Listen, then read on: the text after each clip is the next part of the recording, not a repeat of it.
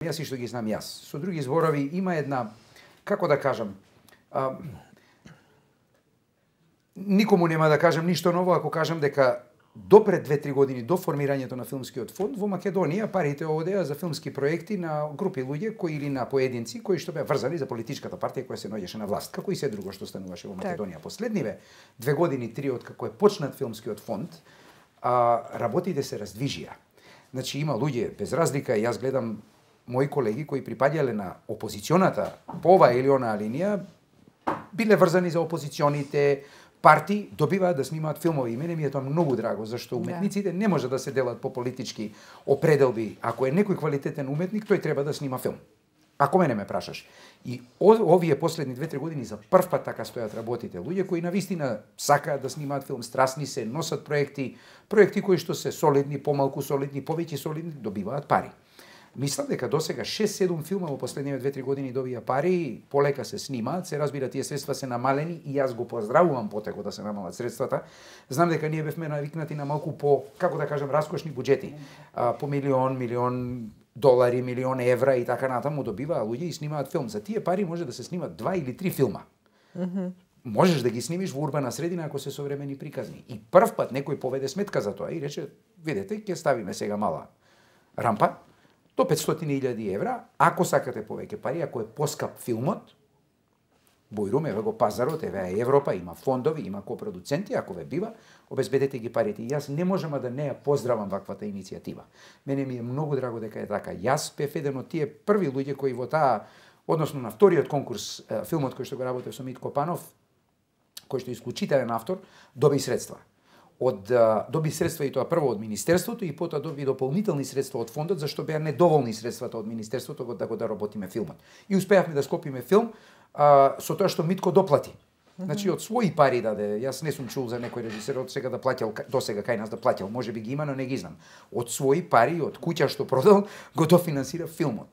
Но прв пат постои по мое верување и убедување една клима и би ми било жал ако тоа се промени, во која што се дава можност на сите или речиси сите автори кои што се покажале како добри автори, како луѓе кои се спремни, можат да произведат, кои се вредни, кои работат, кои не ги пикаат парите по џебови и не прават еден филм на 3 години па земат 1,5 милион евра или 1 милион евра, па после не снима по 3-4 години, ги трошат парите. Значи прв пат се прават малку поголем број филмови по широка лепеза. Нема да завлегувам во изборот на проектите, зашто тоа е прашање на вкус, на комисии, на фондови и така натаму, но мислам дека за прв пат имаме една клима во која може да се создадат проекти и се надевам дека таа нема да исчезне, зашто ѓаволот ни ора ни копа, нели?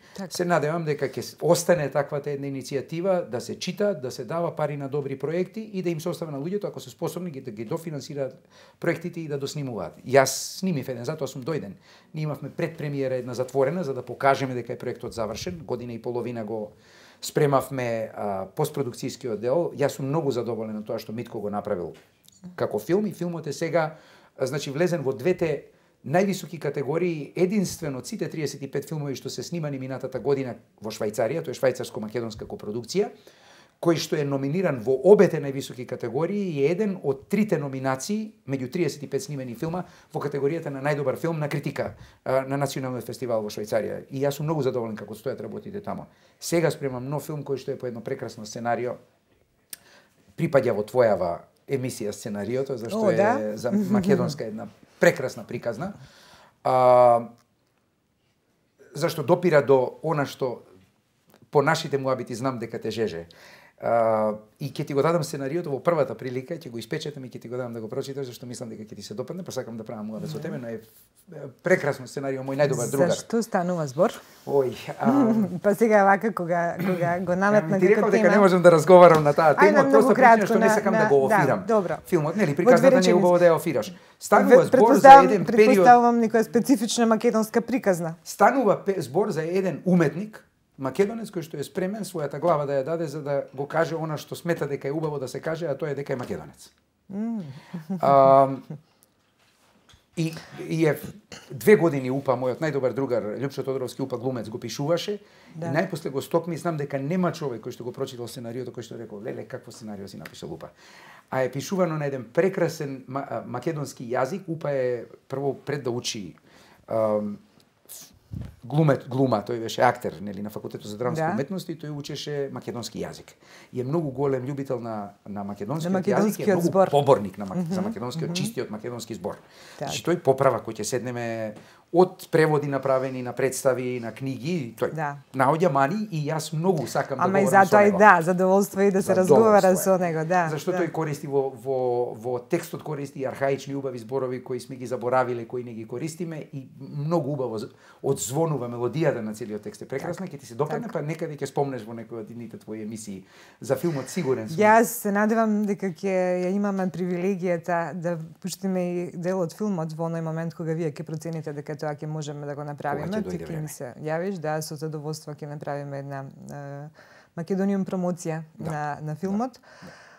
Овој другиот што е во подготовка, За тој зборувам. Тоа да, е МУПА филмот. Ја за претходниот изборуваш на Битко филмот. И за претходниот, тој здравје, Боже, со Господ напред, со задоволство исто така, бидејќи пак тоа е тема која го отсликува секое издание на Македонија, особено со ваков декор во позадина. Да. И македонска уметност како многу честа тема на нашиве разговори.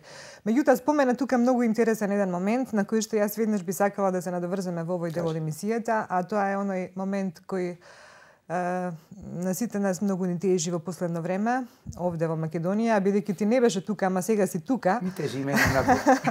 Мислам дека знам што ќе ме Кога прашаш, тежи повеќе, кога си надвор или кога си дома? Исто тежи.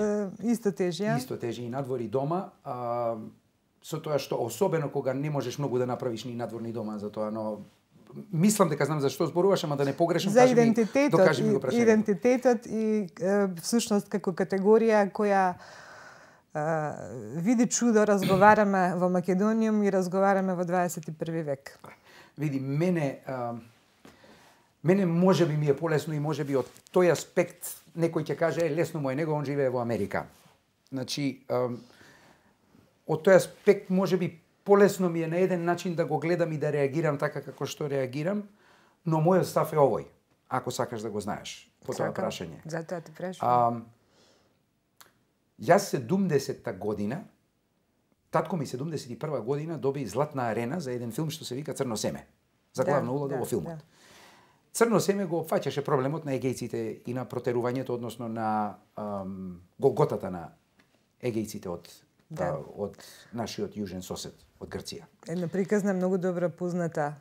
И прекрасна приказна и прекрасно направена. Јас 2 или 3 години, не само јас, туку целото моје семејство не можеше да оди во Грција.